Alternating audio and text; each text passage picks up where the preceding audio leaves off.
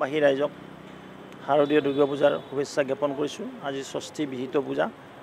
কিছু সময়ৰ পিছতে প্ৰতিখন পূজাস্থলীত বেদী স্থাপন কৰা হ'ব আৰু সন্ধিয়া ভাগত বেলবোধন কৰিব, যি বেলবৰণ কয়, কিছুমানে বেলবোধন কয়।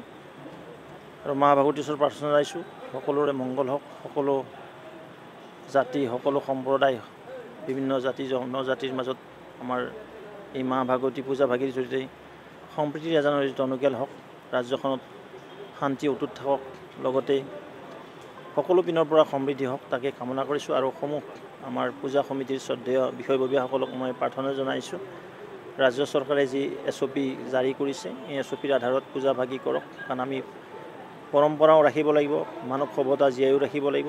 দুয়োটা কুল অৰ্থাৎ বেলেঞ্চ কৰি আমি আমাৰ কামখিনি কৰি যাব লাগিব। কাৰণ যোৱা 2 বছৰ যিদৰে এই দেৱী পূজা ভাগি আমি কৰিব লাগিছিল, পৰা নাই। কিন্তু এইবেলি যিটো ক'ভিড কিছু কণ্ট্ৰলত আহিছে আৰু ভাবিছোঁ আমাৰ পৰা এই অতিমাৰী আঁতৰি যাব, মানৱ সভ্যতাৰ জয়গান হ'ব।